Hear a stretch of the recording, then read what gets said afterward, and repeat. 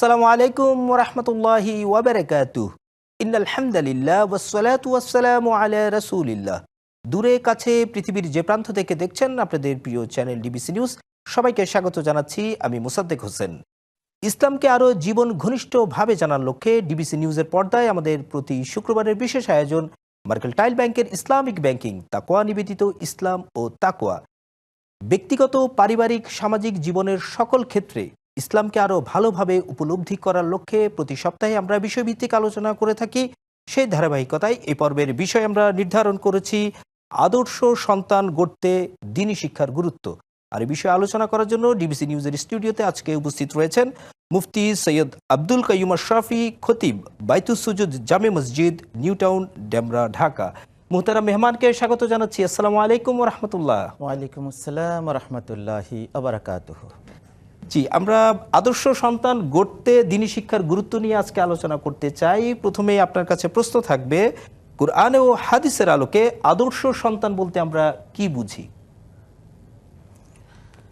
আলহামদুলিল্লাহি রাব্বিল আলামিন, আসসালাতু ওয়াসসালামু আলা সাইয়্যিদিল মুরসালিন ওয়া আলা আলিহি ওয়া আসহাবিহি ওয়া বারাকা ওয়া সাল্লাম। আলহামদুলিল্লাহ, আল্লাহ পাকের কাছে লাখো কোটি শুকরিয়া আদায় করছি মহান রব্বুল ইজ্জতের দরবারে যে আল্লাহ শুক্রবার, জুমাবার দোয়া কবুলের দিন, গুনাহ মাফের দিন। আল্লাহ তাআলা রাব্বুল আলামিন এই ফজিলতপূর্ণ দিনে একটি গুরুত্বপূর্ণ বিষয়ের উপরে মুক্তাসার কোরআন হাদিসের আলোকে কিছু কথা বলার তৌফিকটুকুন ভিক্ষা দান করেছেন। প্রথমত শুকরিয়া আদায় করছি মহান রব্বুল ইজ্জতের দরবারে, বলি আলহামদুলিল্লাহ। আলহামদুলিল্লাহ। কোরআন সুন্নাহর আলোকে আদর্শ সন্তান তো সেই যে প্রথমত আল্লাহকে ভয় করে। কারণ আল্লাহ সুবহানাহু ওয়া তাআলা কুরআনুল কারিমে বলেছেন, ইয়া আইয়ুহাল্লাযীনা আমানুত্তাকুল্লাহা হাক্কা তুকাতিহি ওয়া লা তামুতুন্না ইল্লা ওয়া আনতুম মুসলিমুন।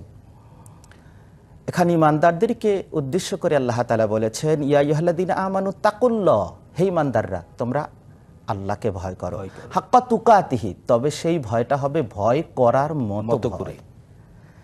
তো মুফাসসিরিন কিরাম এখানে হাক্কা তুকাতিহির তাফসীর ব্যাপক আকারে করেছেন। তো ভয় তো বিভিন্ন প্রকারের হতে পারে, কিন্তু আল্লাহর প্রতি ভয়টা হতে হবে সবচেয়ে বেশি ভয় পাওয়া যাকে বলে সেই ভয়টাই হতে হবে আল্লাহ সুবহানাহু ওয়া তাআলার বেলায়। তো সম্মানিত হাজিরিন, তো আদর্শ সন্তান তো সেই প্রথমত যিনি আল্লাহকে ভয় করে। দ্বিতীয়ত আমরা বলবো পিতামাতার প্রতি সৎ ব্যবহার যেই সন্তান করে সেই সন্তান হচ্ছে আদর্শ সন্তান। আল্লাহ সুবহানাহু ওয়া তাআলা কুরআনুল কারিমে বলেছেন, ওয়াকাদা রাব্বুকা আল্লা তা'বুদু ইল্লা ইয়াহু ওয়া বিল ওয়ালিদাইন এখানে বলেছেন যে পিতামাতার প্রতি সৎ আচরণ করার জন্য আল্লাহ সুবহানাহু ওয়া তাআলা নির্দেশ করেছেন। অতএব এটা ফরজ ইবাদা। আল্লাহকে ভয় করা, সাথে সাথে আল্লাহ সুবহানাহু ওয়া তাআলা নিজেকে অনুসরণ, আল্লাহ তাআলার প্রতি পূর্ণ আকীদা, আস্থা, বিশ্বাস স্থাপন করার সাথে সাথে আল্লাহ তাআলা পিতামাতার দিকে ইঙ্গিত করেছেন যে পিতামাতার সাথে সৎ আচরণ করতে হবে, সরাসরি আল্লাহ সুবহানাহু ওয়া তাআলার নির্দেশ, ওয়াবিল ওয়ালিদাইনি ইহসানা। তৃতীয়ত আমরা দেখতে পাচ্ছি আদর্শ সন্তান ওই সন্তানই হতে হবে যিনি সৎ পথে জীবন পরিচালনা করে, ওয়া আমিলু সালিহা, সৎ উপায় অবলম্বনের মাধ্যমে তার জীবন চলা। আদর্শ সন্তান বলতে ওই সন্তানকেই বলতে হবে যে সন্তান রাসূলুল্লাহ সাল্লাল্লাহু আলাইহি ওয়াসাল্লামকে পূর্ণ তার আদর্শ গ্রহণ করে, তাকে অনুসরণ করে, অনুকরণ করে। যেহেতু আল্লাহ সুবহানাহু ওয়া তাআলার হাবিব মুহাম্মদ রাসূলুল্লাহ সাল্লাল্লাহু আলাইহি ওয়াসাল্লাম বলেছেন যে ওই ব্যক্তি পূর্ণ ঈমানদার হতে পারবে না যতক্ষণ না পর্যন্ত আমি রসুলকে ভালো পরিপূর্ণভাবে অনুসরণ না করবে, ইত্তেবা না করবে। তো আল্লাহ সুবহানাহু ওয়া তাআলা কুরআনুল কারীমেও বলেছেন, কুল ইন কুনতুম তুহিব্বুনাল্লাহ ফাত্তাবিউনি ইউহিব্বুকুমুল্লাহ। এখানে ফাত্তাবিউনি, এখানে একটা ইয়াই মোতাকাল্লেম আছে, যে আমি রসুলকে যতক্ষণ পর্যন্ত অনুকরণ করতে পারবে না, ততক্ষণ পর্যন্ত আল্লাহর ভালোবাসাও তিনি পাবেন না। লা ইউমিনু আহাদুকুম হাত্তা আকুনা হাব্বা ইলাইহি মিন ওয়ালিদিহি ওয়া ওয়ালাদিহি ওয়ান নাসি আজমাইন। রাসূলুল্লাহ সাল্লাল্লাহু আলাইহি ওয়াসাল্লাম বলেছেন। এখানে একাধিক হাদিস গ্রন্থে আল্লাহ রসুলের হাদিসখানা মুহাদ্দিসিনে কিরাম নকল করেছেন, ইমামরা নকল করেছেন আল্লাহ রসুলের হাদিসখানা, যে পরিপূর্ণ ইমানদার ততক্ষণ পর্যন্ত হতে পারবে না যতক্ষণ পর্যন্ত আমি রসুলকে ভালো না বাসবে, পিতামাতা, সন্তান, সন্ততি ওয়ান নাসি আজমাইন, সকল মানুষের থেকে আমি রসুলকে বেশি ভালোবাসার বহিঃপ্রকার যতক্ষণ না পর্যন্ত ঘটাইতে না পারবে, ততক্ষণ পর্যন্ত পরিপূর্ণ ইমানদার হিসাবে নিজেকে পরিচয় দিতে পারবে না। মাশাআল্লাহ মুহতারাম, আপনি চমৎকারভাবে বলছিলেন যে আদর্শ সন্তানের বৈশিষ্ট্যগুলো, আল্লাহর ভয় থাকতে হবে, তারপরে পিতামাতার প্রতি কর্তব্য এবং রাসূলকে পরিপূর্ণভাবে অনুসরণ। এখন আপনার কাছে আমাদের প্রশ্ন হচ্ছে, আমরা যে বিষয়টি নিয়ে আজকে আলোচনা করতে যাচ্ছি, যে দ্বীনি শিক্ষার গুরুত্ব।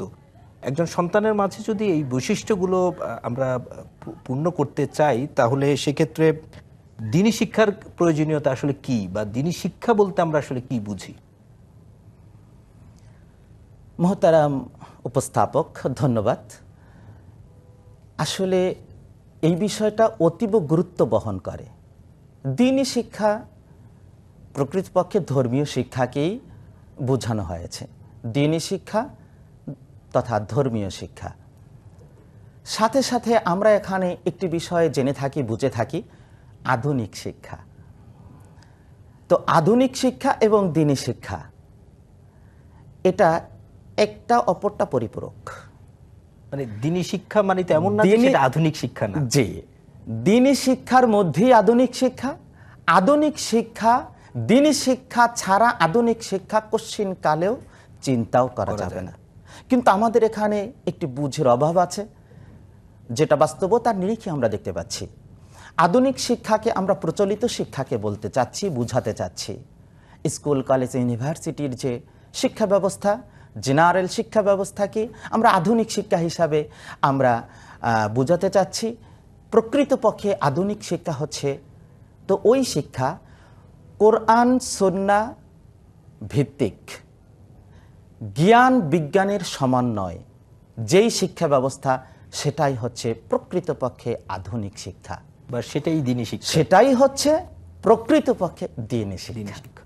আলহামদুলিল্লাহ, আমরা আসলে আজ সকল মানুষকে, সকল ভাই বোনদেরকে, সকল শ্রোতা বন্ধুদেরকে এই বিষয়টা আমরা স্পষ্ট করে জানাতে চাচ্ছি এবং প্রমাণ দিতে চাচ্ছি। ইতিপূর্বে আমরা দেখতে পাচ্ছি যে মাদ্রাসা শিক্ষা ব্যবস্থা, যেটা আমরা দ্বীনি শিক্ষা হিসাবে আমরা বুঝাতে চাই, তো সেই মাদ্রাসা শিক্ষা ব্যবস্থায় ওখানে বর্তমান শিক্ষা ব্যবস্থা আলহামদুলিল্লাহ যথেষ্ট আপডেট। এখন মাদ্রাসা অনেক প্রতিষ্ঠান বাংলাদেশেই রয়েছে, যেই সমস্ত শিক্ষা প্রতিষ্ঠানের কোরআন শিক্ষার,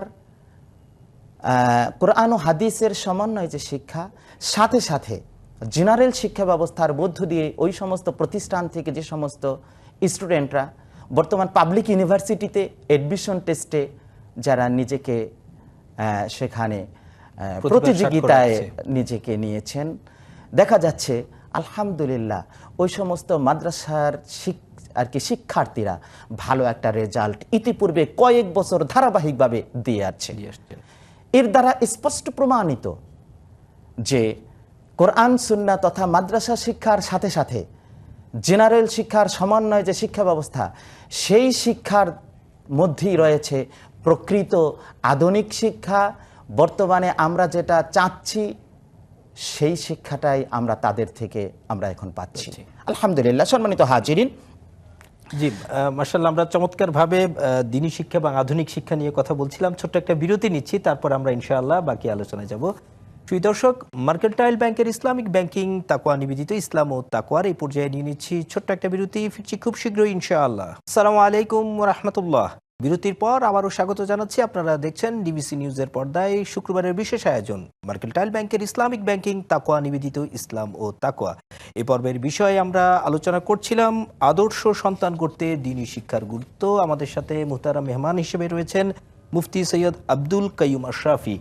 মুহতারাম মেহমান, আমরা বিরতির আগে আলোচনা করছিলাম সন্তানের নৈতিক শিক্ষা নিয়ে, দ্বীনি শিক্ষা নিয়ে। এই পর্যায়ে জানতে চাই আমরা সন্তানের চারিত্রিক বিকাশে দ্বীনি শিক্ষার গুরুত্ব কি, বিশেষভাবে যখন বলা হয়ে থাকে প্রত্যেক শিশুর মাঝেই আগামী দিনের ভবিষ্যৎ লুকিয়ে রয়েছে, সেক্ষেত্রে একজন সন্তানকে আদর্শ নাগরিক এবং তার নৈতিক এবং চারিত্রিক বিকাশে দ্বীনি শিক্ষার গুরুত্ব কি? ইতিপূর্বে একটি কথা বলেছি, দ্বীনি শিক্ষা কোরআন সুন্নাহ তথা জ্ঞান বিজ্ঞানের সমন্বয় যে শিক্ষাটা, সেটাই দ্বীনি শিক্ষা এবং আধুনিক শিক্ষা। তবে সেখানে আরেকটি বিষয় যোগ করতে হবে, সেটি হচ্ছে সাথে সাথে ফিকহ ভিত্তিক জ্ঞান অর্জন করা।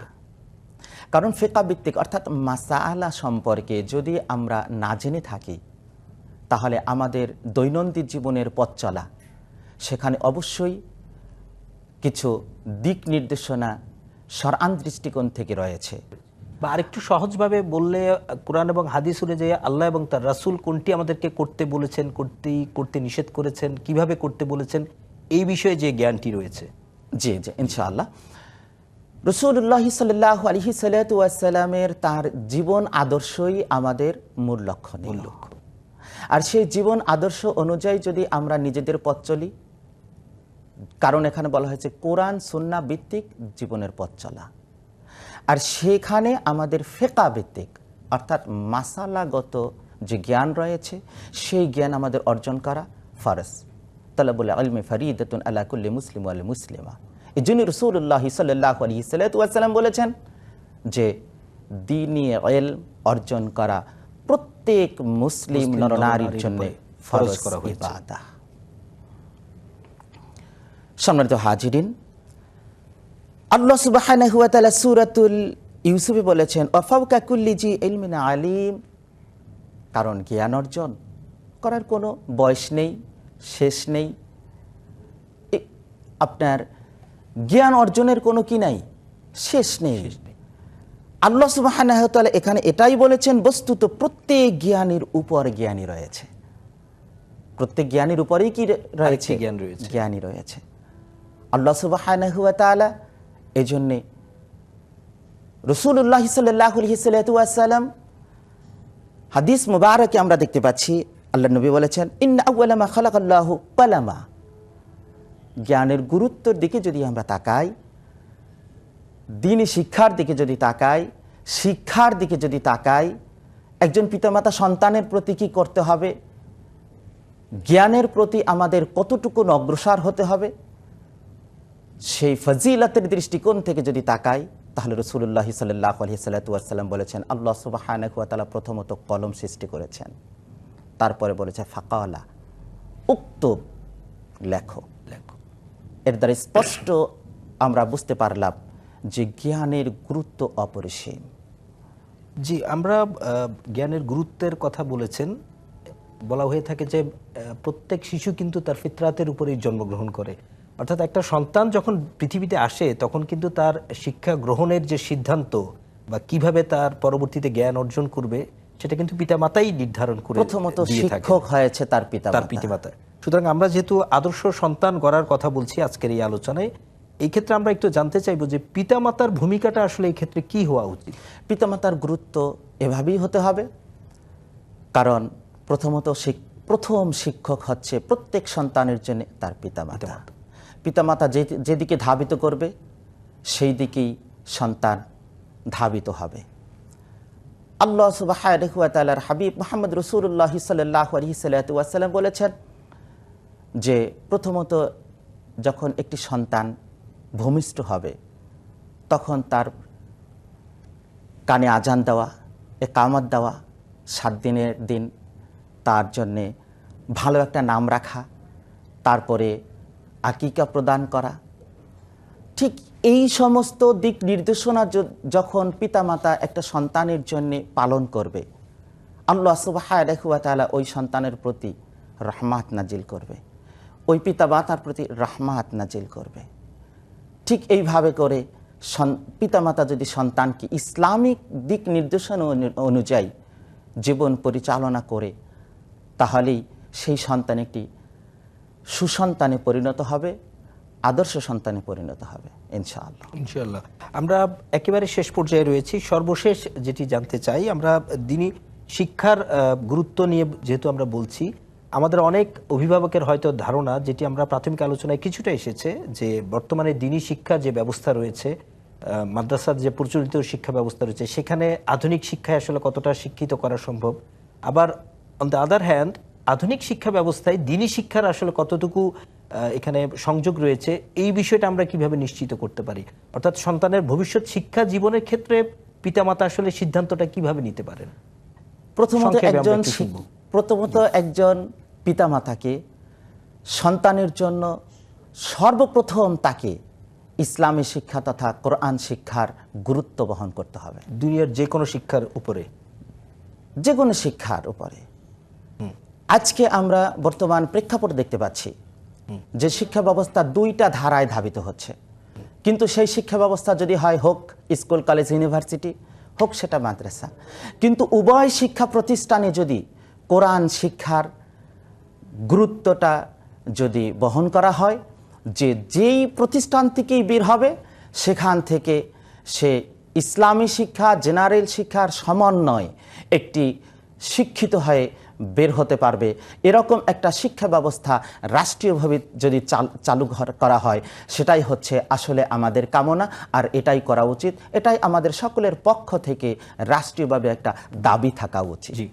ইনশাআল্লাহ আমরাও সেই প্রত্যাশা করি। মোহতারাম মেহমান, আপনাকে আন্তরিক ধন্যবাদ ও মুবারকবাদ জানাচ্ছি। চমৎকার আলোচনা শুনছিলাম। ইনশাআল্লাহ ভবিষ্যতে আমরা আবার আপনাকে আমন্ত্রণ জানাবো। প্রিয় দর্শক, মার্কেন্টাইল ব্যাংকের ইসলামিক ব্যাংকিং তাকওয়া নিবেদিত ইসলাম ও তাকওয়ার আজকের এই পর্যায়ে আমরা শুনলাম সন্তান প্রতিপালনে দ্বীনি শিক্ষার গুরুত্ব। আমরা আশা করি যথাযথ দ্বীনি শিক্ষার মাধ্যমে, কোরআন ও হাদিসের জ্ঞান অর্জনের মাধ্যমে আমাদের সন্তানরা এক একজন আদর্শ সন্তান হিসেবে গড়ে উঠবে। এই প্রত্যাশা নিয়ে আজকের মতোই বিদায় নিচ্ছি। আগামী শুক্রবার একই সময়ে দেখবেন মার্কেন্টাইল ব্যাংকের ইসলামিক ব্যাংকিং তাকওয়া নিবেদিত ইসলাম ও তাকওয়া। সে পর্যন্ত সবাই ভালো থাকুন, সুস্থ থাকুন। আল্লাহ সুবহানাহু ওয়া তাআলা আপনাদের সবাইকে তার রহমের চাদরে আবৃত করে রাখুন। আসসালামু আলাইকুম ওয়া রাহমাতুল্লাহি ওয়া বারাকাতুহু।